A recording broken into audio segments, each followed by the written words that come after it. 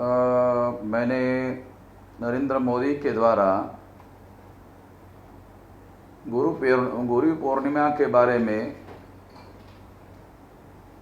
गुरुओं को नमन करने वाली बात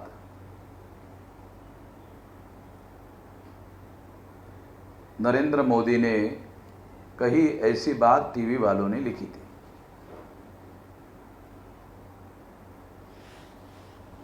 तो मुझे ऐसा लगा कि नरेंद्र मोदी के द्वारा ऐसा करने की वजह से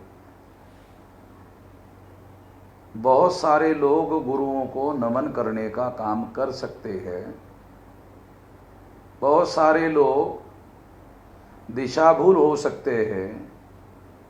बहुत सारे लोग भ्रम का शिकार हो सकते हैं। तो इसलिए इस संबंध में मुझे भी कुछ बात कहना चाहिए, ताकि लोगों को इससे संबंधित दूसरा पक्ष भी लोगों के सामने आना चाहिए। नरेंद्र मोदी ने प्रयास करके जब वो मुख्यमंत्री थे तब उन्होंने ओबीसी की लिस्ट में अपना नाम डलवाया। जब मंडल कमीशन का लिस्ट बनाने का अभियान चल रहा था तब नरेंद्र मोदी की जाति ओबीसी की लिस्ट में शामिल नहीं थी, उसे बाद में शामिल किया गया। मंडल कमीशन के 3743 जातियों में जिन जातियों को 3743 जातियों को मंडल कमीशन के ओबीसी के लिस्ट में डाला गया, वो समस्त जातियां वर्ण व्यवस्था की शूद्र जातियां मानी जाती है। यह बात ज्योतिराव फुले कहा करते थे। यही बात राम मनोहर लोहिया ने भी कही। यही बात किशन पटनायक जो है, जो ओडिशा का बड़ा थिंकर माना जाने वाला आदमी था, उसने भी कही। और यदि वर्ण व्यवस्था का अध्ययन किया जाए तो वर्ण व्यवस्था में ब्राह्मण, क्षत्रिय और वैश्य अगर छोड़ दिए जाए तो सभी वर्णों के लोगों को 3 वर्ण छोड़ने के बाद बाकी सारे लोग शूद्र घोषित किए गए हैं। और पुराणों का अगर जहां तक अभ्यास है, अध्ययन है, बाबा साहब अम्बेडकर कहा करते हैं कि पुराणों का लिखान काम सम्राट गुरुदत्त मौर्य की हत्या करने के बाद लिखे गए। रामायण लिखा गया, महाभारत लिखा गया और सभी पुराण लिखे गए। और पुराणों में यह घोषित किया गया, ब्राह्मणों के द्वारा यह घोषित किया गया, जिन लोगों ने महाभारत लिखा, जिन लोगों ने रामायण लिखा, उन्हीं लोगों के द्वारा पुराण लिखे गए हैं। कम से कम जिन्होंने महाभारत लिखा उन्होंने ही पुराण लिखा, ऐसा कहा जा सकता है। क्योंकि महाभारत में 18 पर्व है और पुराणों की संख्या भी 18 है। अगर दोनों तरफ 18 की संख्या आती है तो इसका मतलब है संगठित रूप से ब्राह्मणों ने इकट्ठा होकर किसी सम्मेलन में, विद्वानों के सम्मेलन में इकट्ठा होकर ये निर्धारित किया होगा, इस पर सहमति बनाई होगी। उसके आधार पर महाभारत के 18 अध्याय, 18 पर्व, और गीता में भी ऐसे आता है और पुराणों में भी ऐसे आता है। बाबा साहब अम्बेडकर ने भी ये बात कही और दूसरे विद्वानों के द्वारा भी ये बात कही जाती है। तो इसलिए ये बात मैं इस आधार पर कह रहा हूं कि पुराण जो बृहदत्त की, सम्राट बृहदत्त मौर्य की हत्या करने के बाद लिखा गया, तो उसमें एक श्लोक है कुरान में, वो बहुत महत्वपूर्ण है। वो श्लोक बहुत महत्वपूर्ण है और इस श्लोक का महापंडित सत्यशोधक कॉमरेड शरद पाटिल इनके द्वारा अपनी किताबों में उसका उल्लेख और लिखान किया हुआ है। वो कहते हैं, नंद अंतम क्षत्रिय अंतम। नंद अंत के बाद क्षत्रिय वर्ण का अंत हो गया है और नंद का अंत होने के बाद अब केवल या तो ब्राह्मण रहे हैं और ब्राह्मण छोड़कर बाकी सारे के सारे शूद्र रहे। और इन बातों को, इसका मतलब यह है कि ब्राह्मण छोड़कर सारे के सारे शूद्र है, ऐसा पुराणों में संगठित होकर ब्राह्मणों ने घोषित किया। ये बहुत अहम बात है।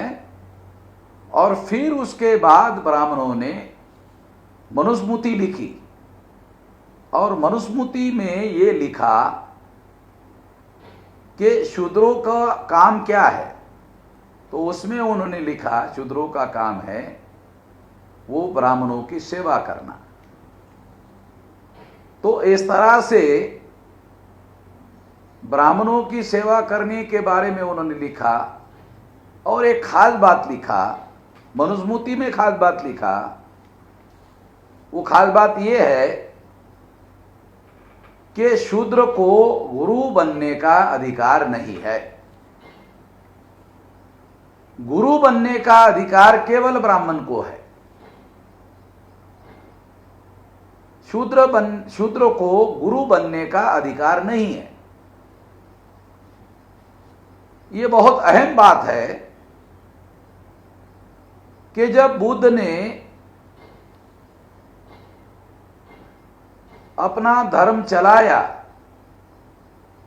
तो उस धर्म में बुद्ध ने वर्ण व्यवस्था को मानने से इनकार कर दिया और प्रत्येक व्यक्ति को समान अधिकार है उसकी घोषणा कर दी। उसके आधार पर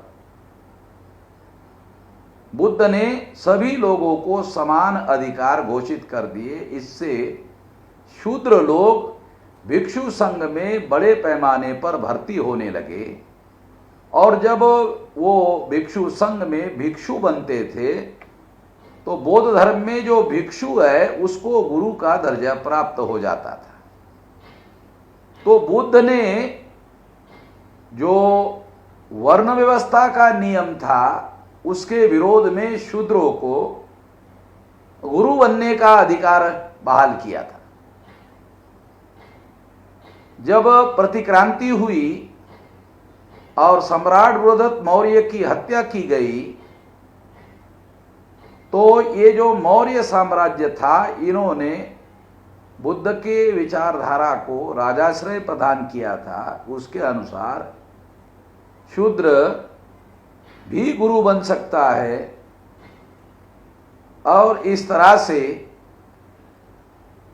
शूद्र गुरु बनने का अधिकार बुद्ध के विचारधारा ने स्वीकार किया, बुद्ध के धर्म ने स्वीकार किया।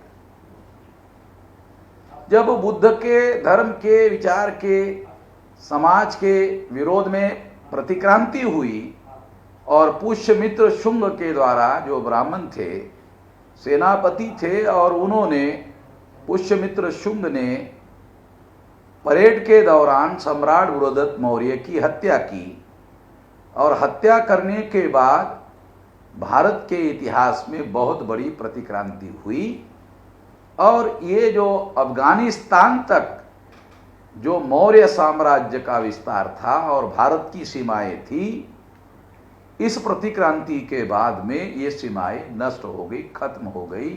जो इतना बड़ा विशाल भारत था वो ब्राह्मणों के इस प्रतिक्रांति ने उसको बहुत बड़े पैमाने पर बिखरा दिया।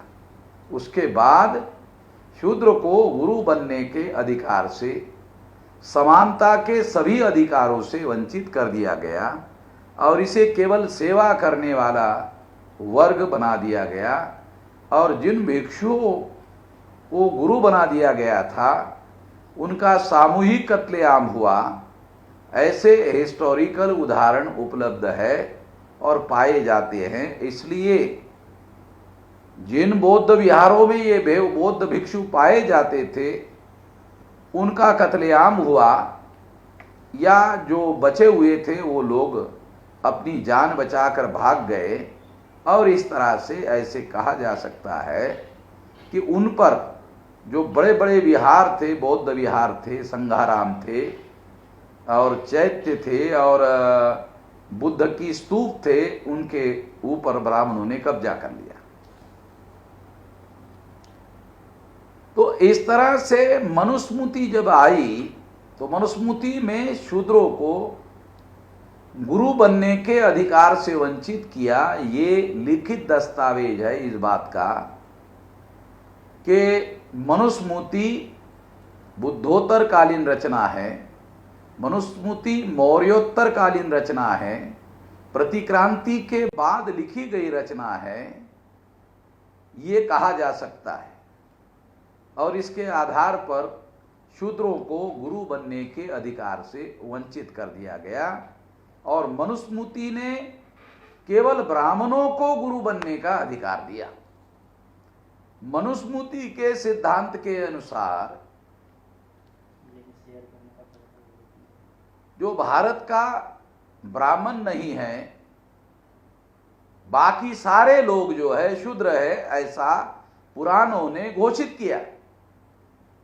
तो बाकी उनके लिए सारे के सारे शूद्र है। जिसे ब्राह्मण लोग आजकल क्षत्रिय कहते हैं, उनको भी ब्राह्मण धर्म के अनुसार क्षत्रिय नहीं माना जाता। पुराणों में एक जगह यह भी कथा है कि परशुराम ने 21 बार क्षत्रियों का निपात किया, तो क्षत्रिय है नहीं। तो इस तरह से सारे के सारे शूद्र है, और शूद्रों को गुरु बनने का अधिकार नहीं है। ओबीसी को इस आधार पर ब्राह्मण धर्मशास्त्र के अनुसार, ओबीसी वर्ण व्यवस्था के अनुसार शूद्र है, क्योंकि शेड्यूल कास्ट के लोग शूद्र नहीं है, अछूत है, वो वर्ण व्यवस्था के बाहर के लोग है। शेड्यूल ट्राइब वर्ण व्यवस्था के बाहर के लोग है, नोमिडिक ट्राइब वर्ण व्यवस्था के बाहर के लोग है। वर्ण व्यवस्था में जो शूद्र है वो ही चौथा वर्ण है, जो ब्राह्मण नहीं है, ओबीसी ब्राह्मण नहीं है, क्षत्रिय ब्राह्मण नहीं है और वैश्य भी ब्राह्मण नहीं है। इस हिसाब से भी ओबीसी ही वर्ण व्यवस्था में शूद्र है, और शूद्र को गुरु बनने का अधिकार नहीं है। मनुस्मृति ने घोषित किया कि केवल गुरु बनने का अधिकार केवल मात्र ब्राह्मण को है। और इस तरह से यहां से प्रेरणा लेकर आरएसएस ने ये जो मनुस्मृति ने ब्राह्मणों को गुरु बनने का अधिकार दिया, इस बात को ब्राह्मणों ने तिथि निकालकर, क्योंकि तारीख जो है ये अंग्रेजी कैलेंडर है और तिथि जो है ये ब्राह्मणों का कैलेंडर है। ब्राह्मणों का कैलेंडर अलग है और तिथि का तारीखों का कैलेंडर अलग है। ब्राह्मण तिथि का कैलेंडर मानते हैं और तिथि वो खुद निकालते हैं। तिथि के अनुसार आज गुरु पूर्णिमा है। ये तिथि भी ब्राह्मणों की निकाली हुई है। उस तिथि के आधार पर आरएसएस ने आज के दिन को गुरु पूर्णिमा घोषित किया है और गुरु को नमन करना चाहिए, ऐसी परंपरा आरएसएस ने अपने प्रचलन में डाली है। इसका अर्थ यह होता है कि आरएसएस ब्राह्मण धर्म को मानकर चलता है। आरएसएस वर्ण व्यवस्था को मानकर चलता है। आरएसएस मनुस्मृति को मानकर चलता है। और मनुस्मृति के अनुसार केवल ब्राह्मण को गुरु बनने का अधिकार है, और इसीलिए उन्होंने ब्राह्मण देवताओं के बारे में ही ये लिखा हुआ है, गुरुर ब्रह्मा गुरुर विष्णु गुरुर्देवे महेश्वरा गुरुर साक्षात परब्रह्मा तस्मै श्री गुरुमे नमः। ये जो संस्कृत का श्लोक है, इसमें भी जो ब्राह्मणों की देवताएं हैं उनको ही गुरु मानने का रिवाज है, और इसी से जो मर गए हैं महान थे उनको गुरु मानना, और दूसरा ब्राह्मणों को ही जो जीवित है उसको गुरु मानना, ये इस तरह का प्रचलित करने के लिए आरएसएस ने गुरु पूर्णिमा का तिथि निकालकर ये प्रचलन में लाया। इसके अंतर्गत जब 2014 से 2019 तक नरेंद्र मोदी प्रधानमंत्री थे, तब उन्होंने गुरु पूर्णिमा के दिन गुरुओं को नमन करने का काम किया, ऐसा 5 साल में दिखाई नहीं दिया। मगर 2019 के बाद जो 5 साल है, इसके दौरान नरेंद्र मोदी ने 2020 अभी पूरा साल नहीं हुआ, संभवतः ये महीने में हो जाएगा, जून महीने में हो गया होगा, जून महीने में ही वो बना था, 1 साल हो गया पूरा। तो इस तरह से ये अभी दूसरा साल शुरू हो गया है नरेंद्र मोदी का। इसमें नरेंद्र मोदी ने ब्राह्मणों को नमन करने का काम किया, ब्राह्मणों को गुरु स्वीकार किया, ब्राह्मणों को गुरु माना, ब्राह्मणों को Narendra Modi as a OBC, और ओबीसी अगर है तो मनुस्मृति के अनुसार ओबीसी को ही शूद्र माना गया है। इसके आधार पर नरेंद्र मोदी ने ब्राह्मणों को अपना गुरु स्वीकार किया, गुरु माना, और ये पब्लिकली ऐसा किया। ये बात यहां दिखाई देती है जैसा मनुस्मृति में लिखा हुआ है। नरेंद्र मोदी की देखा देखी एससी एसटी ओबीसी के लोग, माइनॉरिटी के लोग तो नहीं मानेंगे, मगर एससी एसटी ओबीसी के लोग, एससी एसटी ओबीसी के जो संगठन है, वो संगठन जो एससी एसटी ओबीसी के संगठन हैं, उनके कर्ता धर्ता कार्यकर्ता है या नेता लोग हैं, वो भी गुरु पूर्णिमा मना सकते हैं जो आरएसएस और ब्राह्मणों के प्रभाव में है, या बीजेपी आरएसएस के अंदर जो ओबीसी के लोग हैं वो ये गुरु पूर्णिमा मान सकते हैं, या ब्राह्मणों को अपना गुरु मान सकते हैं। ऐसा करते हुए दिखाई दे सकते हैं। उनका दिखाई देना ये मानसिक रूप से गुलामी का सबूत है। जो भी शूद्र ब्राह्मण धर्म के अनुसार ब्राह्मण को गुरु स्वीकार करता है और गुरु पूर्णिमा को मानता है, तो इसका मतलब है वो ब्राह्मण को गुरु मानता है, गुरु स्वीकार करता है। तो उसको ब्राह्मणों का गुलाम माना जा सकता है, ब्राह्मणों का गुलाम स्वीकार किया जा सकता है, ये बात माना जा सकता है। बंच ऑफ थॉट्स ये किताब जो है आरएसएस के द्वारा गोलवलकर का बंच ऑफ थॉट पब्लिश है। ये जो बंच ऑफ थॉट पब्लिश किया गया है, इस पब्लिकेशन में, बंच ऑफ थॉट के पब्लिकेशन में ये दिखाई देता है, बंच ऑफ थॉट के पब्लिकेशन में ये दिखाई देता है।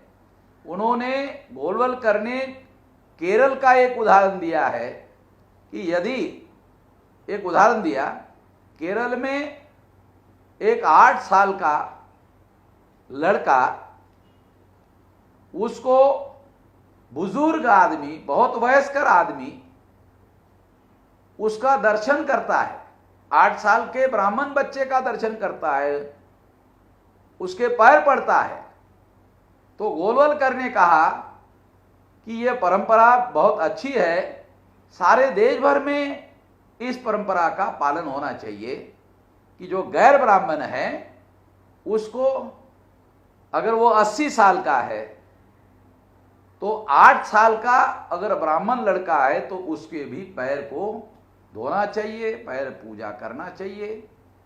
जब देश आज़ाद हुआ, देश का राष्ट्रपति डॉक्टर राजेंद्र प्रसाद, जो बिहार का कायस्थ जाति के थे और वर्ण व्यवस्था में ब्राह्मण धर्म के अनुसार वो शूद्र मानते हैं उनको, जब वो राष्ट्रपति बने तो वाराणसी गए।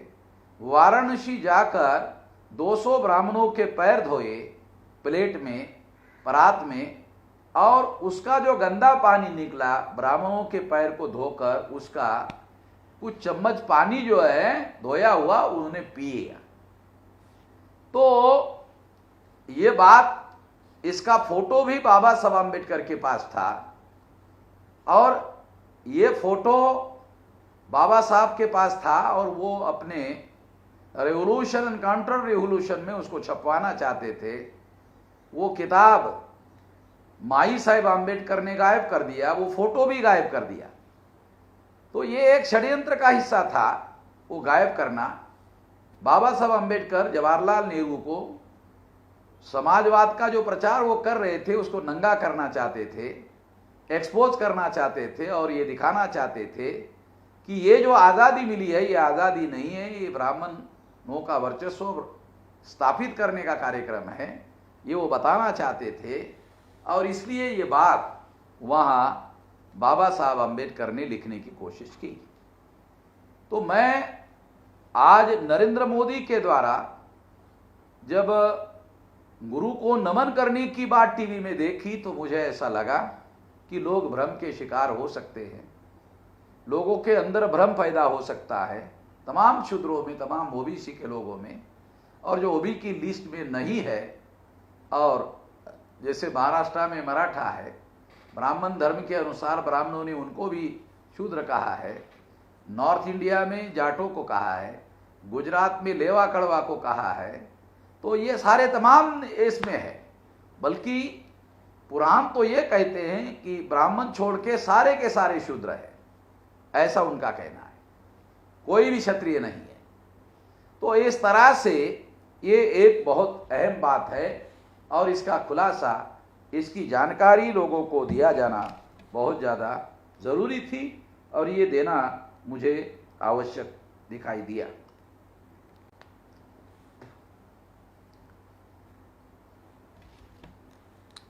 शूद्रों को तिथि निर्धारित करने का अधिकार नहीं है, तिथि निर्धारित करने का अधिकार केवल मात्र ब्राह्मणों को है और ये पंचांग देखकर वो तिथि निर्धारित करते हैं और फिर जिसका जन्म नहीं हुआ उसका भी जन्म हुआ है वो बता देते हैं और उसकी तारीख निर्धारित कर देते हैं। तो इस तरह से ब्राह्मणों के हाथों में बहुत बड़ी शक्ति तिथि निर्धारित करने के आधार पर आई हुई है, ऐसा कहा जा सकता है। तो मैं आज के इस मौके पर यही कहना चाहता हूं कि ये जो गुरु पूर्णिमा का दिन है ये गुरु को मानने का दिन नहीं है, बल्कि ब्राह्मणों को गुरु मानने का दिन है। और इसलिए तमाम SC ST OBC Kunbi Maratha और तमाम जो ब्राह्मण छोड़कर सारे के सारे भारत के निवासी है वो लोगों को गुरु बनने का अधिकार नहीं है। मनुस्मृति ने उनको गुरु बनने के अधिकार से वंचित कर दिया है। इसके आधार पर यह कहा जा सकता है कि ये गुरु बनने का अधिकार जब उनको नहीं है तो वो बन नहीं सकते। और इसलिए आज ये बहुत महत्वपूर्ण मामला है, ये बहुत विचारणीय मामला है कि जब नरेंद्र मोदी देश के प्रधानमंत्री ने गुरु पूर्णिमा को नमन करने का काम किया तो उसने भी आरएसएस की तरह छुपा कर रखने का काम किया कि मैं ब्राह्मण को गुरु मानता हूं और ब्राह्मण को गुरु मानकर उसको नमन करता हूं, ये बात उसने भी छुपा के रखी। अगर नरेंद्र मोदी ने इसे छुपा कर नहीं रखा होता तो मैं इसे बोलने की जरूरत नहीं कहता कि शास्त्रों के अनुसार, मनुस्मृति के अनुसार ब्राह्मण को ही गुरु बनने का अधिकार है और ब्राह्मण छोड़कर किसी को भी गुरु बनने का अधिकार नहीं है। इसलिए ये बात मैं यहाँ स्पष्ट कर रहा हूँ। और इसलिए ये बात कि ब्राह्मण को ही गुरु बनने का अधिकार केवल ब्राह्मण धर्म में ही हो सकता है, इस ब्राह्मण धर्म को हम बिल्कुल भी नहीं मानते हैं। ये ब्राह्मण धर्म वंशवादी है, ब्राह्मण के घर में ही ब्राह्मण पैदा हो सकता है। तो ब्राह्मण के इस सिद्धांत को हम मानने के लिए तैयार नहीं है, बिल्कुल मानने के लिए तैयार नहीं है। ये बात भी हम लोगों को समझना बहुत ज़्यादा ज़रूरी है।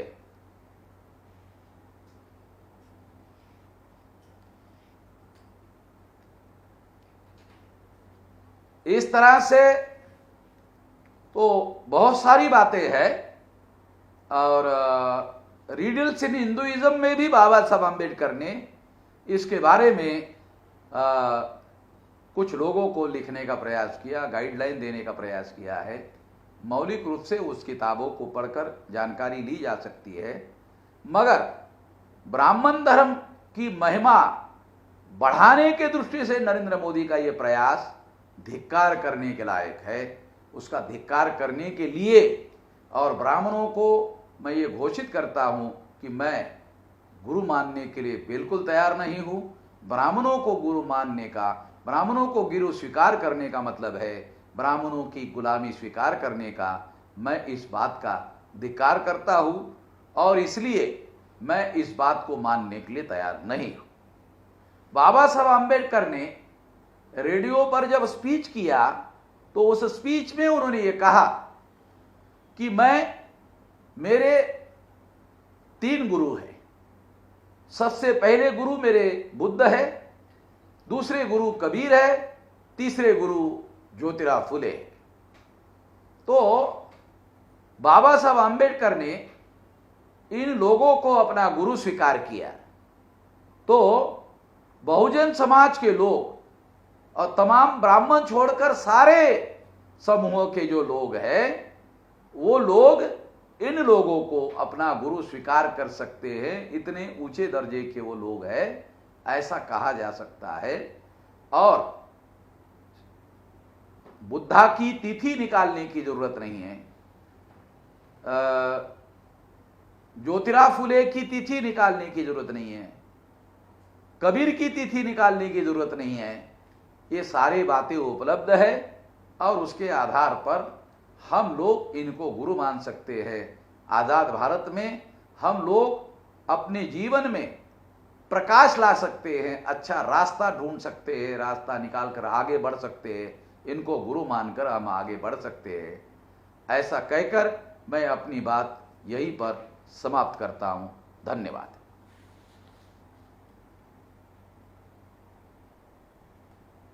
ठीक है, सुधीर नाग।